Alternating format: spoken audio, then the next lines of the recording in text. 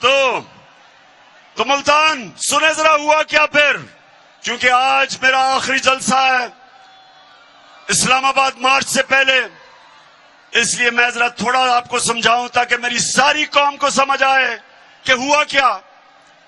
Plan انہوں نے کچھ اور بنایا تھا، اللہ نے کچھ اور کر دیا۔ پلان ان سب کا تھا کہ سارے مل کے، جو پہلے سے شہباز شریف کہہ رہا تھا نیشنل گورنمنٹ بنے گی، انہوں نے پلان یہ بنایا تھا کہ سب مل کے 1.5 سال مل کے حکومت کریں گے۔ الیکشن کمیشن کو، پہلے ہی الیکشن کمیشن ان کے ساتھ ہے، اس کو بالکل امپائروں کو اپنے ساتھ ملا کے سرکاری جتنے بھی نوکر ہیں، پبلک آفیسرز، وہ اپنے رکھ کے اور ہر قسم کی دھاندلی کر کے ان کا خیال تھا اگلی الیکشن یہ جیت جائیں گے۔ لیکن اب ملتان اب کیا ہوگا؟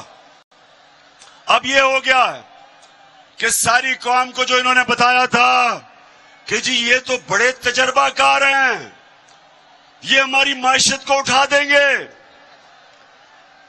تو ملتان جب سے یہ آئے ہیں 6 ہفتے ہو گئے ہیں، کہتے ہیں جی شہباز شریف صبح 7 بجے جاگ جاتا ہے۔ شہباز شریف میرا جو مالی ہے وہ 6 بجے جاگ جاتا ہے صبح۔ 7 بجے جاگنے سے کیا فرق پڑتا ہے؟ ڈالر 200 روپے پہ پہنچ گیا، سٹاک مارکیٹ گر گئی ہے، ہر چیز مہنگی، اور جب سے حمزہ شریف پہنچا ہے تو مرغیاں بھی تو دگنی قیمت ہو گئی ہیں مرغیوں کی۔ سو انہوں نے اب پتا چلا ہے کہ تجربہ کس چیز کا ہے۔ ان کا سارا تجربہ کرپشن کا ہے۔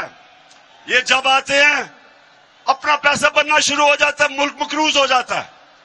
اب یہ جو آپ سامنے آئے ہیں، میں اب ان سے سوال پوچھتا ہوں کہ بڑا زور لگایا تھا اور سازش کر کے پچھلے 1 سال سے لگے ہوئے تھے سازش کرنی، اب جب آپ کو حکومت ملی ہے تو ذرا آپ مجھے بتائیں کہ آپ سے کیوں نہیں سنبھل رہی، کیوں نہیں ملک سنبھل رہا؟ کبھی وہ لندن بھاگتے ہیں، ادھر وہ بیٹھا ہوا ہے ایک سزا یافتہ، وہ ملک کے فیصلے کر رہا ہے۔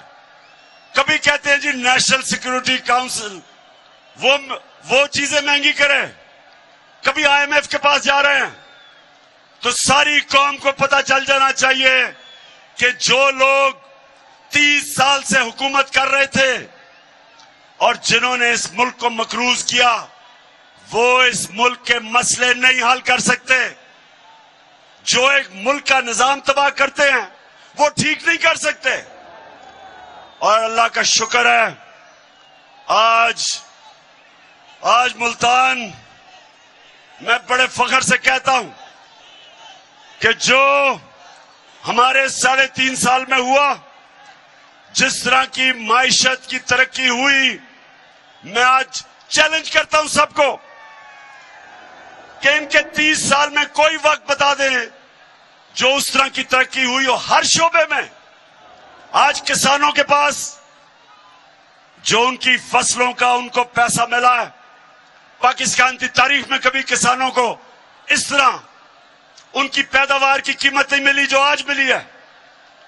60% پاکستان دیہات میں جس طرح کی خوشحالی دیہات میں آئی، میں چیلنج کرتا ہوں بتائیں کبھی کہ اس طرح کی خوشحالی آئی ہو۔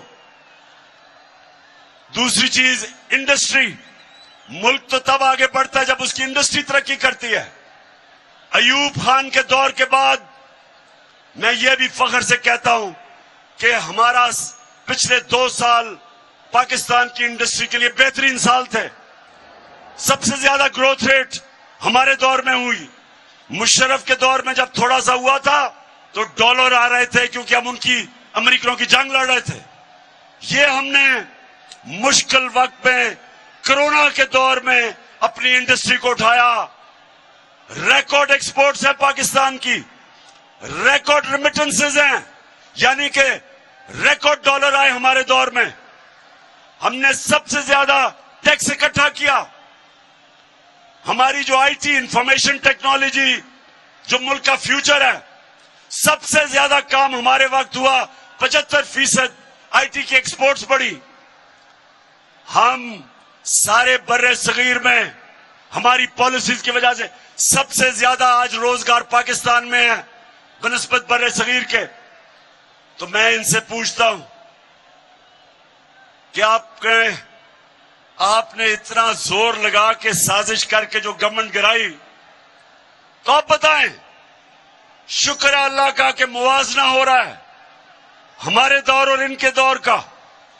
और अगर मुझे अपने मुल्क की फिक्र ना हो मुल्तान, अगर मुझे अपने मुल्क की आज फिक्र ना हो, तो मैं तो चाहूंगा ये और चले, चंद महीने इनको और चलने दो, ताकि सारी कौम के सामने ये इनकी असल शक्ल नजर आए कि सिवाय करप्शन के इन्होंने आज तक किया ही कुछ नहीं है। जितनी देर चलेंगे ये जलील होंगे, और जिन्होंने साजिश करके इनको लेके आए वो भी साथ जलील होंगे। इसलिए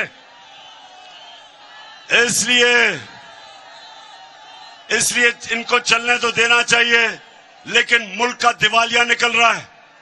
जिस तरह रुपया गिर रहा है, और अभी रुपए गिरने की वजह से जो महंगाई आने वाली है, सारी चीजें महंगी होने वाली हैं, क्योंकि जब रुपया गिरता है सारी जो चीजें आप इंपोर्ट करते हैं सब महंगी हो जाती है, जिसमें तेल, बिजली,